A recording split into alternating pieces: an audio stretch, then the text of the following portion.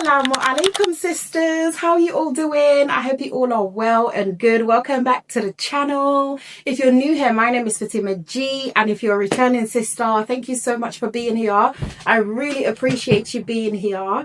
So today we're gonna have a story time. Subhanallah, I haven't told a story for a very long time, and one of the promises of this channel was that I'll tell you guys stories, but life, I guess. So yeah, I want to start telling you guys my stories again. I've got so many stories, subhanallah, so many stories, and I want to kickstart the stories with my madrasa days. Subhanallah, my madrasa days was literally one of the best times of my life, alhamdulillah, because I still got my madrasa things. Are you ready for this? No, seriously, most of these things are like 19 years old.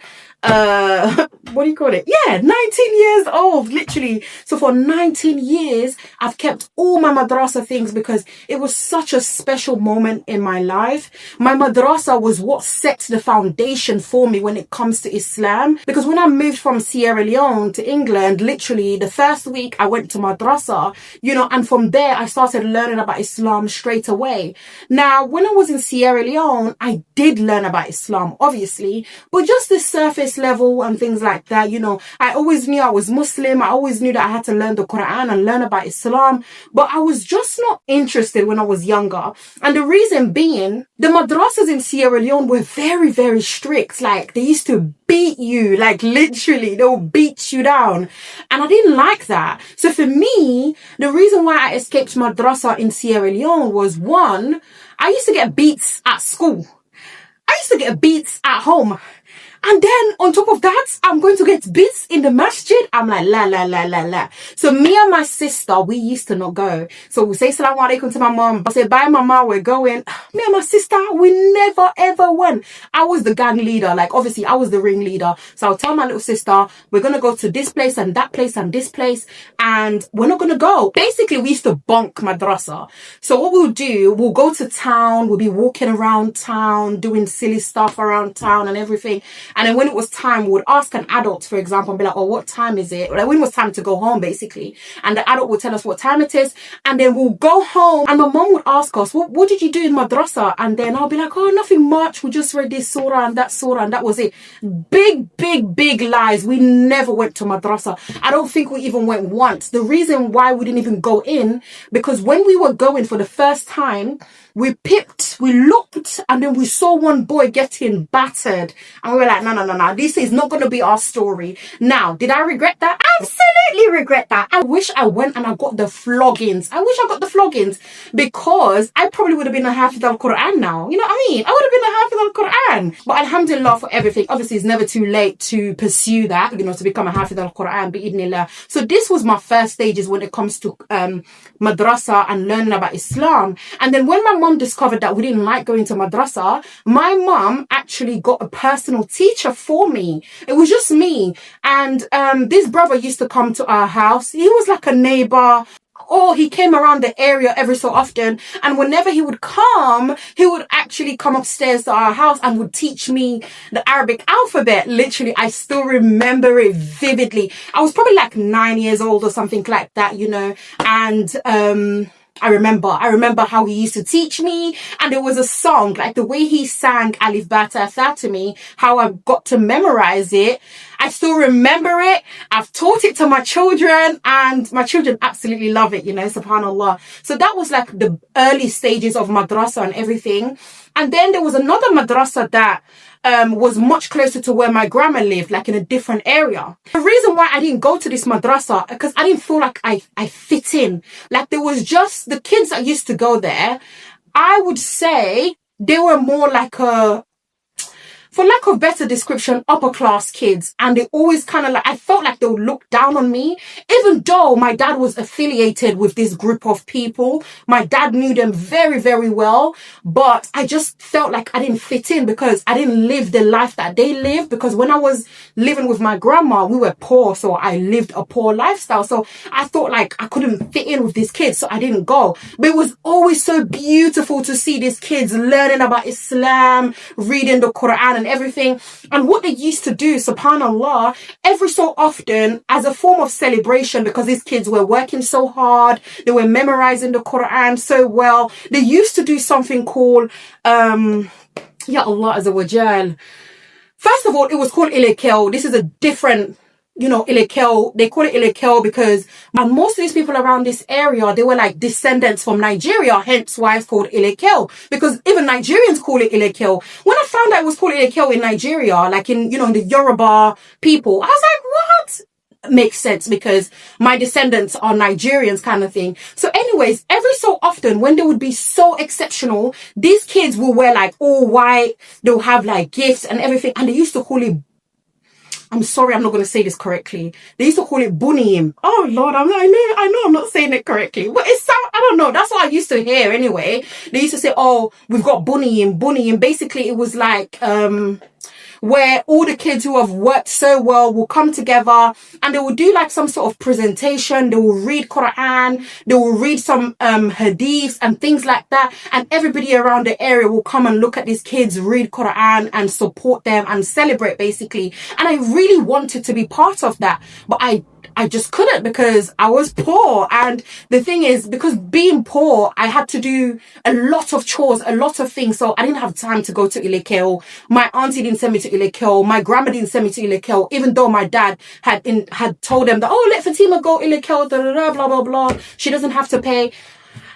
I didn't even want to go. I'm not going to lie to you. I didn't even want to go because these kids really acted like they were better than me. That's basically how I felt, So yeah, these were my early stages of Ilekel and Madrasa. And then when I came to England, obviously, I went to Madrasa literally the first week and everything was great. I remember my teacher, may Allah have mercy upon him. He's passed away now, Sheikh Salah. Sheikh Salah was my teacher, my first teacher. And I remember the first time I went to that class, the surah we were reading? Surah Al-Fajr. Me, coming from Sierra Leone, I didn't go to Madrasa. I bonked. I didn't go. I skipped. And here I am reading straight from well, I wasn't reading, but I was memorizing. Reading Surah Al-Fajr. I had no clue. So obviously I was just memorizing with everybody else in the classroom and everything. Till this day, every single time I read Surah Al-Fajr, I remember my Sheikh. May Allah have mercy upon him. And I ask Allah to make it heavy on his scale. Ameen tuma ameen. So then I was there for such a long time. And you know what's crazy? Even though, of course, I was born Muslim and everything, I didn't know how to pray. And my dad never asked me, Fatima, can you pray? Do you know how to pray? Never, ever. So, of course, I would just imitate everybody else, I knew the actions to pray. I didn't know what tashahud was. I didn't know what we used to say when we used to say tashahud and things like that. I just used to say Assalamu alaikum. I just followed what I saw the adults doing kind of thing, Subhanallah. And that went on for such a long time. I didn't know how to pray. I never really asked. And then alhamdulillah, they divided us, I went to a different class with people of my age because in Sheikh Salah's class, it was mainly adults that were in that class kind of thing. And then, I went with kids my age and everything. And then we started learning, I learned how to pray and everything else. But one thing that I didn't learn in Madrasa though was tashahud, literally the tashahud. And they never taught us that. I don't know. Maybe they did, but probably for me, it was too complex. So I probably blocked it out. And I will tell you how I learned the tashahud. So one time, we were praying at home and I think my dad must have heard me say rubbish. I don't know. I don't know. So my dad must have asked me, Fatima, do you know what you say when you're doing that? And I'm like, no, I don't know. He was mad at me for not knowing. And at the time, I did feel guilty. I felt guilty. But hey, as an adult now, no guilt, because it was your responsibility as a parent to have made sure that I know what I'm saying. And the thing is, when I did move here, he didn't really question my Islam as such. He never really asked me, what do you know? What do you not know? Blah, blah, blah. You know what I mean? So I think I was probably 13 at this point, maybe. Yeah, I probably was 13. I probably was 13 years old and I didn't know the tashahud, as a born Muslim. And then I remember he was very firm. He was like, sit there and learn it right now. You're not going to move until you learn it. And I did. I sat there in one sitting and by the next salah, I knew the tashahud. That's how I learned the tashahud and everything. And obviously everything else was just madrasa, just learning, just growing and loving madrasa. And I loved madrasa because I didn't like staying at home.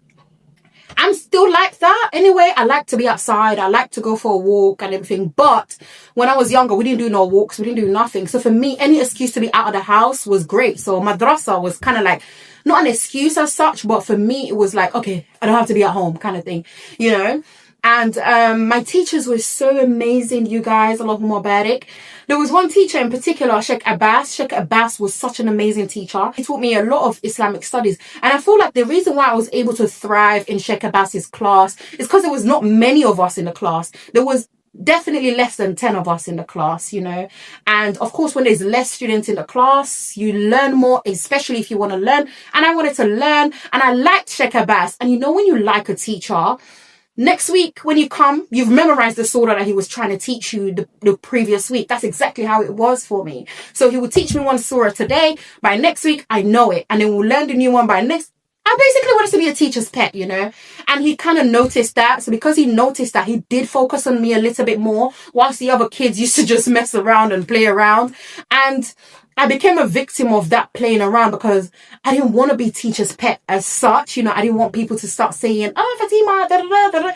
I didn't want, so I became a little bit, not naughty. I didn't do nothing weird, but it was one situation where I think this is a story for another day, because this story deserves an episode of its own. I literally have so many stories from Madrasa, yeah.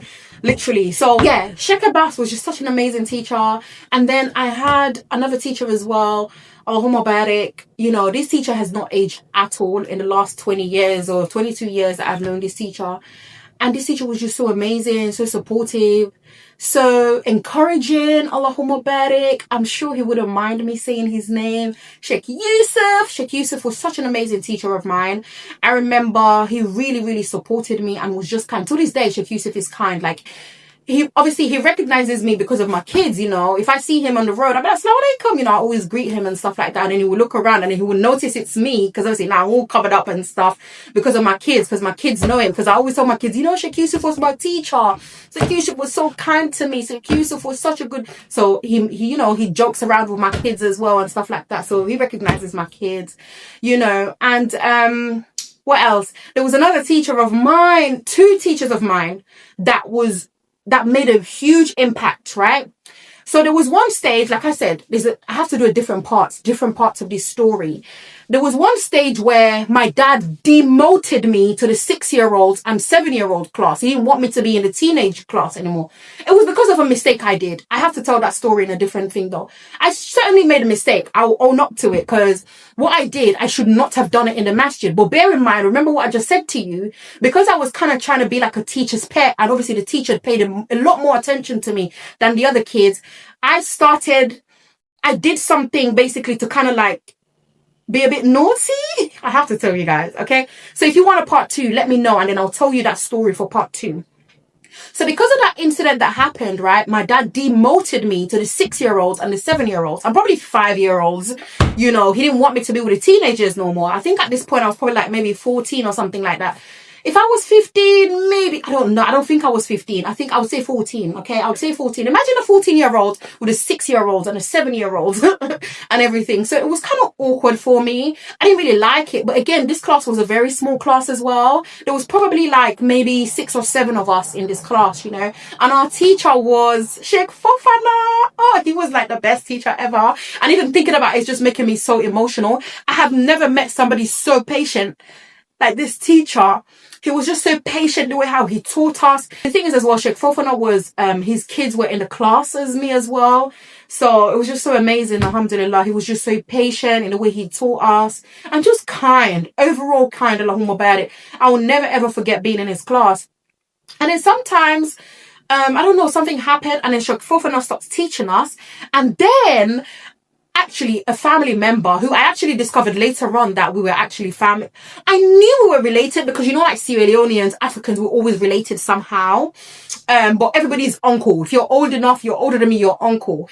But I did the calculation because I like to always know how I'm related to somebody. He's actually my 4th cousin, my 4th cousin.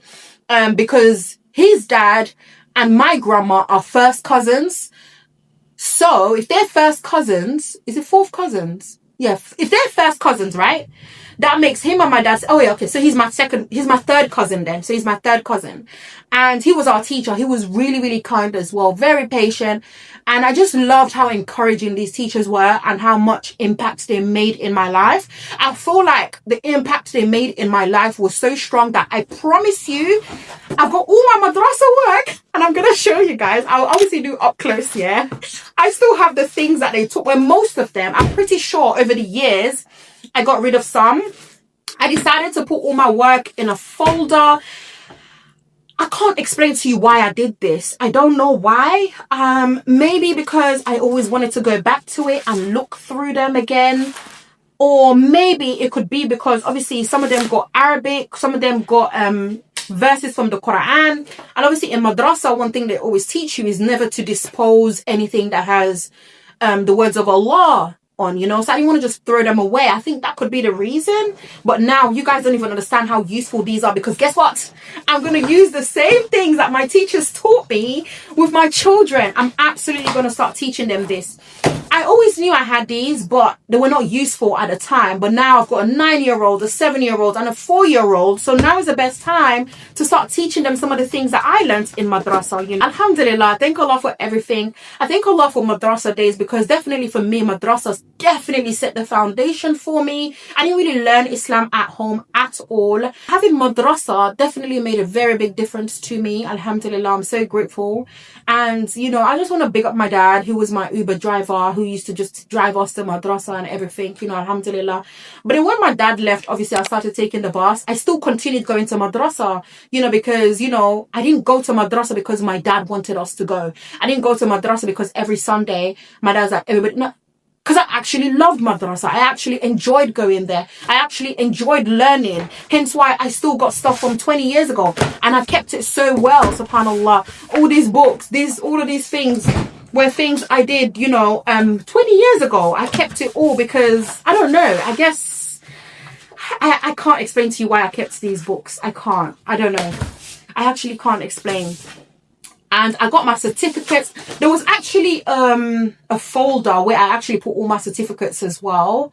But I can't find it right now. So maybe in part 2, I might show you guys my certificates. But there's this one here that I got for attendance because I participated in the summer program. Of course, I'm going to participate in the summer program because my dad was quite active in the madrasa as well. He was quite active in the masjid and stuff like that. So obviously I was always there and stuff like that. Like I said, I've got so many stories to tell.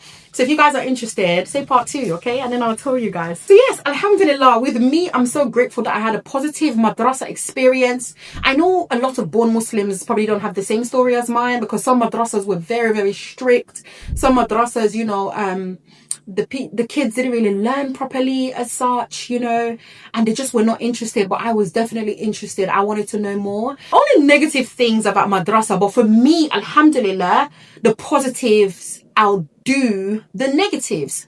So one was that the aunties were not very kind. Not all of them. There was one particular auntie who was very, very amazing to us. But one thing I noticed, all the aunties in that masjid that were not Sierra Leonean, they were very, very kind to me, very polite, very respectful. Even till this day, when they see me, they acknowledge me. They're happy to see me, happy to see my kids, happy to find out how I'm doing and everything. But the Sierra Leonean aunties, they were like bullies. And I think the reason why that was because obviously my mom was not there to defend me. There was not like a figure of protection for me. And one thing about the Sierra Leoneans, not just Sierra Leoneans, people in general, when they know that you don't have nobody who's got your back, when they know that you don't have nobody who supports you, right, they bully you, they treat you differently. So that's the only thing. Not all the Sierra Leonean aunties though, not all of them, but these particular ones who were just unkind. And of course, at the age I was not necessarily going to talk back. I was not necessarily going to be disrespectful or nothing like that. But sometimes maybe my face, my body language spoke for me kind of thing, you know. That's the only negative thing. That's one of the negative thing, you know. And the other negative thing that I experienced, again, it was not this girl's fault whatsoever, but it was a madrasa princess, right? I'll call her madrasa princess. Madrasa princess, that's what we're going to call her. And I don't want that to come off as haterish or envious. No, I would be I mean Dalek, not that, but like literally princess. She was literally a princess in that madrasa. Allahumma barik. She was very smart, very articulate, very eloquent as well at the time. Allahumma barik. You know, so all the teachers looked up to her in a way. All the aunties, all the uncles, every single thing. Madrasa princess, madrasa princess, madrasa princess. And that kind of basically made a lot of students sit back and relax, because then there was this madrasa princess who they called for everything. If they wanted somebody to read a verse from the Quran, they would get madrasa princess to do it. If they wanted something going on, madrasa princess, madrasa princess, madrasa. So for me, I don't know, like I felt like they didn't give other students a chance. It was always this madrasa princess that they put up in a pedestal kind of thing. And that's a story that I also have to tell. If you're interested, let me know. Say part 3. That'll be part 3, okay? That'll be part 3 of our Madrasa Chronicles, right? If you want to hear it, let me know. For me, that also impacted me greatly, because this madrasa princess, right? Again, not her fault. My dad wanted me to be exactly like this madrasa princess. Because the truth be told, from what was apparent, this madrasa princess was exceptional. She did so well in her academics. She was very smart, Allahumma barik. And also when it came to Islamic studies and Quran, she was very, very good. Even the way she read Quran, Allahumma barik, like she read Quran in such a beautiful way. So of course, that's my negative thing, because I feel like the uncles, the aunties, the sheikhs, the imams, they should have given other students a chance as well. You know, like, yes, this student was exceptional, but give other students a chance to shine. You know what I mean? Which I think they did do, but not as much as they really put this madrasa princess in a pedestal. We might as well just call her the prefect of the madrasa. That's basically, I think that's what it was. So she was definitely put up there. And I feel like a lot of students were not given a chance. And if I was not so into madrasa so much, I think that would have definitely discouraged me. But alhamdulillah, it didn't discourage me, because this, you know what's mad? At one point, I actually looked up to this madrasa princess because my dad wanted me to be like this madrasa princess. So I started from afar, looking at her mannerisms and, you know, seeing how she behaved and see if I can basically copy that. But the weirdest thing is, Fatimah, one thing about me, I don't know how to imitate people. Like, people cannot, I'm not easily influenced. And also, I don't know how to be other people. I only know how to be me, you know. And obviously at that time, I couldn't even be who I am today, because I was not accepted for who I was, because here I am telling you guys now that my dad wanted me to be just like this madrasa princess, you know. So I did look up to her as well. So I'm not going to sit here and start, you know, there's nothing bad to say about this girl apart from one thing. The only thing I can say about this girl that was negative was because she was put up in this pedestal, right? She became pompous. And she started, whether she did it on purpose or not, Allahu alam, but from what was apparent, she started acting as if she was better than all of us. She did. But then that's, again, like I said, that's a story for another day. Anyways, that's my only 2 negatives. But I've got so many positives. I'm so glad. Like I said, me sitting here today, Allahumma barik, is madrasa. Madrasa set the bar for me. Madrasa helped me so much, you know. And you know what? Remember my sheikh that I mentioned, right? Sheikh Salah, may Allah have mercy upon him. May Allah make his kindness and everything that he taught us heavy on his scale, and may Allah make his grave spacious for him and comfortable. And I ask Allah Azza wa Jal to bless him with Jannatul Firdaus. Ameen Tuma Ameen. His janazah, I was 19 and I was at university. I'm like, there's absolutely no way I'm going to miss his janazah. I'm going to come down. I remember I came down from where I was. My university was in Stoke-on-Trent, and I came down for his janazah. And you know what's mad? His janazah was the first time I ever wore a jilbab. Literally, I always had a jilbab at home, but I just never felt comfortable to wear it. I was okay wearing my abaya, but I wasn't okay wearing my jilbab. So the janazah, I said, you know what? There's going to be so many people there, because he was very popular. A lot of people knew him. I said, I'm going to wear my jilbab just to be extra covered. You know what? I still have that picture. I still have the picture that I took when I wore my jilbab the first time. I was 19 years old, and his janazah was literally the first time I wore a jilbab, you know. And since then, I didn't put my jilbab on straight away after that, but that was it for me. His janazah. I'll never forget that. You know, like sometimes maybe some of you might forget when you first wore your... I actually forgot the first time I wore a niqab.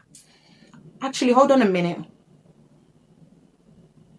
I forgot the first time I wore a niqab. I have a slight memory because I didn't even have a niqab. What I did, I got my jilbab and I did this, like I kind of covered it.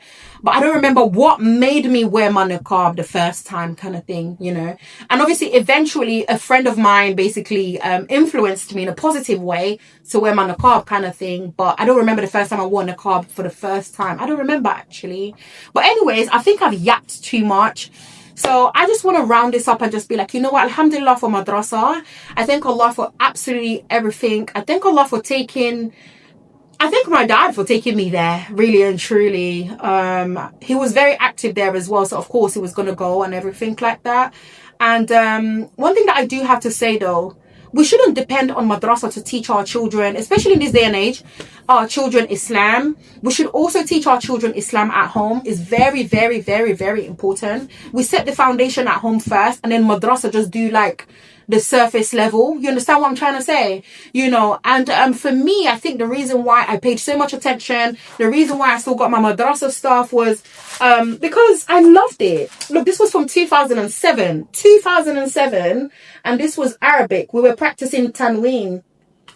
You know, I think we were just recapping, just going over it and stuff like that. I think because I really just loved it. I just wanted to learn. And of course as well, because my teachers were so, so amazing. And this one here, when I wrote something about Surah Al-Naba, I don't remember this. I don't remember. But clearly it's here. I did it, you know. This is 2008. I probably didn't keep everything, but some stuff I definitely kept and stuff like that. And now I can teach my children. I think the reason why I basically enjoyed Madrasa and the reason why I loved it so, so much was because I had amazing teachers. I owe it obviously first and foremost to Allah subhanahu wa ta'ala for making this happen for me, and also my teachers and my dad for driving me there. Big up my dad, you know. And Alhamdulillah. Now, what I want to say though to round this story time is basically if you have a madrasa or maybe thinking of starting a madrasa or whatever the case may be, because we are at that age now where you never know, you know, maybe one of us might start a madrasa one day. Please, please, please do not focus on just one person. Yes, there's always going to be an exceptional child, you know, even within our own children, you know. I've got a child that I can say, you know what, Mubarak, this child is exceptional, you know, but I'm not going to focus on just this child. Give every children an opportunity, you know, praise everybody as equally as you would basically focus on this one child. Because I promise you today, if anyone from my madrasa days is watching this, they will know exactly who I'm talking about. They may know exactly what I'm talking about because they really made it known, you know, that this person is exceptional and we're going to focus on this kid every single time. Princess. I'll call her princess. Because the thing is, Allahumma barik, she's kind of like princessy. And all that being said, right? Please, please, please, if you have any school of any kind, make sure you give all the students opportunity to shine. If you're going to make this one child read Quran all the time and then ignore the other ones, it's not really good. I know there are some kids who are really, really good with Quran, and with that can basically motivate the other children. But they didn't let this child just read, this princess read Quran to encourage us. They never really, I don't know, that's what I remember. Maybe other people might have different forms of story, you know, but it was so nice. One thing that I do want to say to you guys though, before I fully round this up, oh my Allah, is the sister circle. I wrote it down. I don't remember this. I didn't even write the date. But we used to have sister circle, you guys. Allahumma barik. That was literally one of the highlights of our madrasa days. Outside of madrasa, which was really nice. Allahumma barik. So basically what we used to do, the girls, obviously, I don't know what the boys did. I don't know if the boys had brother circle. I don't know. I have no clue. This might have been when we were having our meeting to have the sister circle and I made my own notes. So basically what we wrote down, we said we were going to have sister circle twice a week, which I don't know. I remember once a month. We used to have sister circle once a month. So how it used to happen was, Maybe when we were having the meeting, we probably thought twice a week, but eventually we probably agreed to once a month, which made sense for us. So how it used to happen was every month someone will host, like every month I will host, me and my sisters will host, we'll cook and everything, and then everybody will come to our house, we'll do something beneficial, and in the following month someone else will do it, you know, her mom will cook, and then we'll have our sister circle, and likewise, and so on and so on. Beautiful. When I saw this, I'm like, oh my goodness, how beautiful it would be for us to have a reunion. Madrasa sisters, we have a reunion of our sister circle. How beautiful it will be. But now obviously everybody got so many children amongst each other. I've got 3, you know, but still it would be so nice to have something like that, to have like a reunion from our madrasa days, you know. And some as well, they've moved outside London and stuff like that. It's just beautiful. Allahumma barik. But it'll be nice. This is just something that I'm thinking about. And the truth is, I'm not really in communication with everyone. I think it's just one sister that I have her number, and every so often I will say Assalamu alaikum and stuff like that. But if this sister circle was to happen, everybody is still connected to everyone. So the sister that I know is probably connected to 2 other sisters, and then so on and so on. You know what I mean? So this possibly could happen. So let me read to you guys what we wrote down. So we said 3 hours each time we meet, which was so beautiful. Sometimes obviously we stayed more than 3 hours, because what we used to do, right? Beautiful. Allahumma barik. We obviously used to do our beneficial stuff, right? And then after that, we're going to 2-step. And the thing is, obviously, we didn't listen to music. We'll make our own beat. Everybody will make our own beat. And we used to have so much fun. We'll play games, make our own games up. And it was just such an amazing memory. And you know what's crazy? You never ever cherish those days. You don't see the value in it until maybe years later. But those days were definitely the highlight of my teenage years, you know. Alhamdulillah.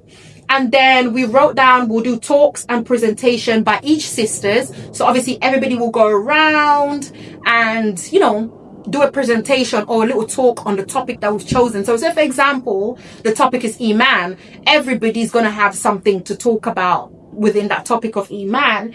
And then we said social talks. I don't remember what social talks was about. I actually don't remember, but it was one thing that we used to do. 1 minute worry. 1 minute worry. How did I forget about 1 minute worry, you guys? I think that's something that we can incorporate now in our lives. So if you have any friends, you're doing your sister circles, whatever, do 1 minute worry. So 1 minute worry was basically, again, we all go around, right? And everybody will talk about something that's worrying them, that's bothering them, that's annoying them, that's causing them pain, whatever the case may be. 1 minute. Literally, there was a timer. You say whatever is bothering you. And, yeah, and that's it. How beautiful that is. So please copy that, okay? If you have any sisters, your close friend, when you're talking to them, be like, yo, so what's worrying you? You got 1 minute. Let me know. You know what I mean? That's beautiful. We used to do 1 minute worry, and we used to learn and teach Quran. I don't recall that as such, but we probably did. We probably read Quran or did something, but I don't actually remember that. And then we used to give £1 every time we'll meet. So basically this £1, I think it either used to go towards the next meeting to buy snacks and whatever else it was. And it says, do something active. Do something active was when we used to 2-step. I think that was what it was. That's what it was. And then we used to try our best to like fundraise for like events. But I never used to partake in the fundraising as such. I don't know. It was the princess and then another girl that actually used to partake in the fundraising stuff and all of that. How beautiful. I really loved Madrasa. It's such a beautiful time of my life. And I'm so grateful that Allah blessed me with that. Because I'm sitting here today. Yeah. Because of Madrasa. Because of Madrasa, because of my exceptional teachers, my teachers who were so patient with me, my teachers who were so kind. I'm just grateful. I'm just so grateful. Alhamdulillah. Anyways, like and subscribe and like and comment below if you want a part 2. Part 2, I would want to tell you guys the story of what I did in my class with Sheikh Abbas. And from then, that incident that I did in Sheikh Abbas was never my teacher again. And by the time I came back and I wanted to go back to that class, Sheikh Abbas was no more. Sheikh Abbas had left. Sheikh Abbas was my favorite teacher. I remember seeing Sheikh Abbas years ago in Victoria Station. I had my niqab on, you know, and all of that. And I wanted to say Assalamu alaikum so badly. But I was with a friend, the friend who basically inspired me to wear the niqab. I was like, that's my madrasa teacher. I want to go say hello. I want to go say hello. But those days we were so strict. She was so strict. She was like, nah, he's not your mahram. I'm like, but I just want to say Asalamu alaikum. She was like, nah, he's not your mahram. And besides, he probably might not even recognize you. Because this has been like years later. I'm like, you know what? You're right. He probably doesn't recognize me because he's probably taught so many other students and stuff. But I still think of that day. I wish I had just said Assalamu alaikum. Whether he recognized me or not, I just wanted to say Assalamu alaikum to Sheikh Abbas. Because Sheikh Abbas, probably most of these work that I have here, it was from his class. So Juz Amma, I'll say Juz Amma, obviously Juz Amma was Sheikh Abbas, literally, Allahumma barik, may Allah bless him and reward him. So yeah, so now to summarize it all, my children don't go madrasa. They used to. My daughter, when she was 5 years old, I enrolled her to Little Mysore. I just wanted her to have the experience of madrasa because madrasa was such a big thing in my life. I wanted it to be kind of a thing for like my daughter as well. But unfortunately, you know, Little Mysore closed down. And since then, she's never been to madrasa. Anyways, ladies, thank you for listening to my story. That's my madrasa story. I know it was so long, but I love talking about it because madrasa is the reason, with the help of Allah, is the reason why I'm here. Madrasa basically set the pace for me, you know. I'm so grateful. Big up all my teachers. May Allah bless them and reward them for their hard work. And I know a lot of students might not have the same experience as me, but I feel like for me, the reason I loved it. I absolutely loved it. And also it was an escape for me not to be at home. I didn't want to be at home. Even though my entire family went madrasa, even my dad's wife, everybody was out. My dad's wife, my sisters, everybody. We went madrasa. So, you know, it was just a thing that we did every Sunday, you know. And then when my dad went to Sierra Leone, madrasa slowly started dying down. And you know, my little sister didn't really experience madrasa that much, you know, because she was much younger when my dad went. Because my dad, like I said, was our Uber driver. So after he left, it's like, you know, nobody really wanted to take public transport like that. I think the reason why I continued going was because I had made friends. You know, I had sisters in the madrasa that I wanted to see and stuff like that. You know what I mean? So yeah, big up all my teachers. I appreciate you guys. I don't know if they will ever see this video, but if you guys do, I didn't mention everyone's names, but these were my most impactful teachers. Sheikh Abbas, Sheikh Yusuf, Sheikh Tijan, Sheikh Fofana, and there was another sheikh, and all of the other sheikhs, okay? But these were like my 4 main teachers. The other teachers basically will come in and cover. Let me stop talking. Thank you for listening. Let me know if you want a part 2. I have a part 2. The part 2 would be basically what happened in Sheikh Abbas class, why I left and went to basically the kids class. And then I have another story basically talking about the princess in madrasa, because that definitely impacted me because my dad really wanted me to be just like this princess. And at the time I wanted to be like this princess. I remember I was 15. I was working hardcore to be like this princess.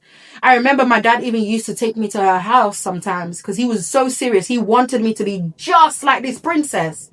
And of course, like, I wanted to be daddy's girl. I wanted to be the love of my dad's life. So I'm like, all right, if it's what my dad wants, and if my dad is going to love me more by being this person, sure, so be it, kind of thing, you know. But now I am so proud of who I am. I love who I am. I would never be anybody else. Yeah, my personality does not allow me to imitate nobody else. My personality does not allow me to be influenced by nobody unless this person is going to help me with my character. You know, and the truth is, I didn't know this girl, the princess, I didn't know her character that much. I didn't know her well enough to really want to imitate her character. All we saw was she was articulate, she was smart, she knew the Quran, she had knowledge of Islam, you know, but which is all good things to want to copy. But then apart from what the teachers made known, there was nothing else really and truly. I'm so proud of who I am. I'm never going to change who I am. This is why I teach my children as well. Be proud of who you are always. And I want you to be you no matter what. I don't want you to ever pretend to be anybody else. Be who you are. You are exceptional just as you are. Allah created you. Yes, work towards becoming better every single day. Work towards, becoming, improving your character every single day. But don't you ever try to copy anybody else. Don't you ever try to think that you're deficient. This is how I talk to my kids. This is exactly how I talk to my kids. And it may come across as like I'm projecting, but I think that's good projection, because like I said, I worked so hard. I wanted to be like this girl. And I don't think she really knew, because I was really embarrassed. I think I might have told her once. But again, like I said, this is a story. If you want me to go into details about it, I absolutely will, inshallah. I think once I told her, I'm like, my dad really want me to be just like you, so tell me a little bit more about yourself and stuff like that. I think once, I faintly remember that. But yeah, we can talk about it. I don't have nothing against this girl, by the way. I actually don't. It's not her fault my dad wanted me to be just like her. It is what it is, I am proud of who I am. I'm never going to change who I am now, because now, at my big age, I'm so in love with who I am, Yes, I want to improve my character every single day.